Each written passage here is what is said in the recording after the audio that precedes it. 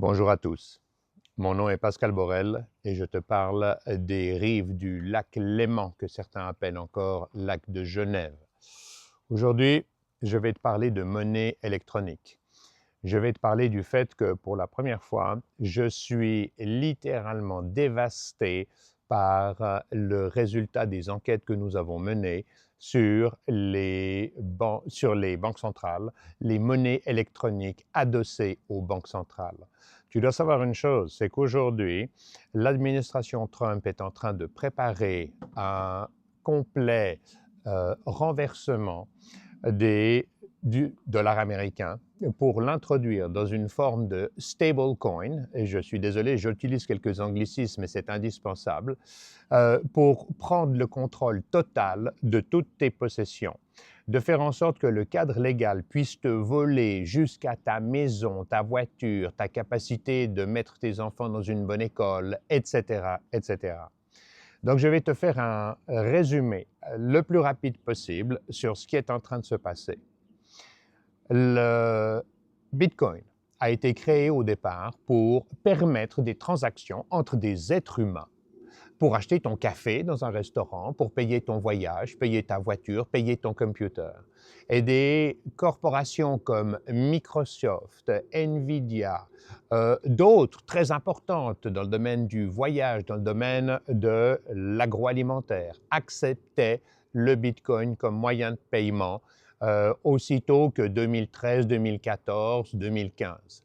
Et en 2017, le Bitcoin a été rendu inefficient par l'introduction de règles qui limitaient le nombre de transactions à 6-7 transactions par seconde et qui faisaient en sorte que les transactions n'étaient exécutées qu'après 3 jours, 5, voire même jusqu'à 10 jours, le rendant complètement obsolète et inutilisable par les citoyens, le peuple. Et on a transformé le Bitcoin d'un moyen de paiement et d'échange de biens et de services en un produit purement spéculatif, ce que j'appelle de l'or électronique. Et beaucoup de mes amis investisseurs professionnels et même investisseurs non professionnels sont tombés dans le panneau et n'utilisent le Bitcoin que pour faire de la spéculation. Et ils l'ont rendu inefficient pour le peuple, allant même jusqu'à facturer chaque transaction plus de 50 $. Donc, le truc complètement insensé. Et tu dois savoir que ça a été fait artificiellement. Et pendant le même temps, et ça, c'est sorti des fichiers Epstein relâchés récemment. Et c'est peut-être entre autres pour ça que les fichiers Epstein ont été relâchés seulement une année après le début du mandat de Trump, alors qu'il avait promis qu'il le ferait tout de suite. Pourquoi? Parce que bien sûr, on est tous choqués par les affaires de pédophilie, les affaires sexuelles, la souffrance humaine que ça a impliqué, les centaines et centaines de victimes. Mais sache une chose, c'est l'écran de fumée qui te cache véritablement ce dans quoi Epstein était impliqué et qui concerne tous les habitants de la planète. Et laisse-moi te le dire, il a financé au MIT, le Massachusetts Institute for Technology, la meilleure université de la planète, Harvard nommément. Il a financé le développement de solutions qui venaient se mettre à côté du Bitcoin pour le rendre efficient de nouveau, mais pas au profit du peuple, pour le rendre efficient au profit de financiers, de politiques qui en tirent leur pouvoir, leur qualité de vie, etc.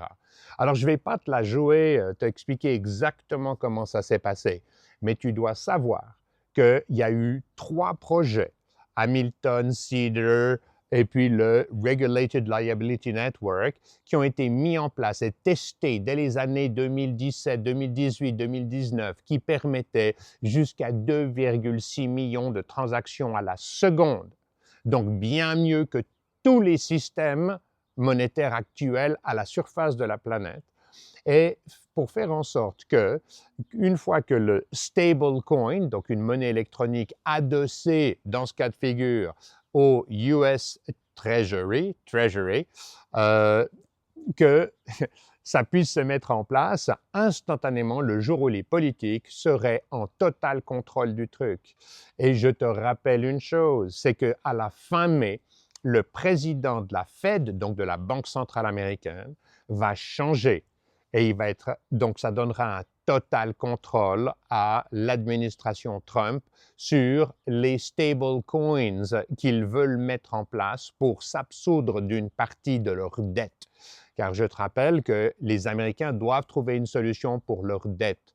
Et les Japonais refusent d'acheter de la dette américaine. Ils ne la vendent pas, mais ils refusent d'en acheter. Les Chinois la vendent. Plus personne ne veut de la dette américaine parce que c'est 40 trilliards de dollars. Donc, c'est une monstruosité. Et les Américains veulent trouver un moyen non pas de diminuer la dette, mais de se financer au-delà. Et ils vont utiliser un nouveau USD, US stablecoin, pour ce faire. Donc, comme je dis, ils vont faire porter leur gestion misérable de l'économie, de l'État, même si Donald Trump a fait des choses très bien. Hein, j'en ai parlé à de multiples reprises dans plusieurs vidéos. Mais aujourd'hui, ils veulent faire porter le poids de leur gestion misérable, en fait, de l'absence de solutions telles que décrites dans le livre 2024 que j'ai écrit et que tu dois lire absolument. Ils veulent faire porter tout ça sur les épaules des citoyens américains et finalement des citoyens du monde. Je le décris dans mon livre par A plus B. Et c'est là que l'histoire devient vraiment obscène, parce que c'est Epstein qui a financé le MIT et les sociétés qui ont compensé pour l'inefficience artificiellement induite du Bitcoin. Et tout ça pour rapatrier ça sous leur contrôle. Je te dis, c'est une obscénité. Alors, je ne vais pas aller à travers toutes les personnes impliquées. J'ai ça dans mes notes, je te ferai une vidéo plus technique à un autre moment. Mais sache une chose, c'est que le ministre du Commerce américain, Howard Lutnick, était un démocrate. Il a financé les campagnes de Hillary Clinton en 2016. Et tout d'un coup, il se retrouve dans l'administration Trump comme ministre du Commerce. Il voulait être ministre du Trésor pour se doter tout de suite de la totale maîtrise de ce qui se passe au niveau du dollar. Oui, mais non, Trump a certainement jugé que ce serait trop et qu'ils allaient se faire prendre. Je ne sais pas. C'est mon interprétation, tu vois ça comme tu veux. Le fait est que, avec d'autres, ils ont mis en place ce qui va leur permettre différents actes. Hein, ils ont appelé ça le Genius Act, qui est le dernier qu'ils aient signé tout à l'heure. Et en ce sens, ils sont géniaux. Hein, parce que chaque fois, ils te donnent des noms qui t'enfarinent et qui te font croire qu'ils sont bien intentionnés. C'est n'importe quoi. En fait, ils sont en train de se doter d'un contrôle total sur la monnaie. Et comme je l'ai écrit dans 2024, celui qui contrôle la monnaie contrôle l'économie, contrôle le narratif, contrôle tout ce que tu mets dans ton cerveau. Ça paraît dingue, mais c'est comme ça. Et je ne vais pas entrer dans les détails ici encore une fois. Donc, leur but, c'est de prendre le contrôle de tous les stablecoins. Et je te rappelle quand même que les stablecoins dans leur totalité, aujourd'hui représentent quand même quelque chose comme 30 trilliards de dollars de transactions par année sur les 12 derniers mois. Donc, et on anticipe 120 trilliards de dollars d'ici 2030. Donc, c'est des montants qui sont colossaux quelque part. Et ça devient une plateforme dont il faut absolument avoir le contrôle. Et pourquoi est-ce que Epstein est en train a pris le contrôle du truc avant sa mort? Mais c'est parce qu'il est subventionné par les gens qui tiennent l'économie mondiale et les monnaies, nommément nos amis israéliens, à travers Rockefeller, JP Morgan, à travers toutes ces institutions qu'il contrôle de A à Z. Et encore une fois, ce sont des gens brillants. Tu peux les accuser d'être des gens malhonnêtes, et ils le sont en regard de l'intérêt du plus grand nombre et du peuple.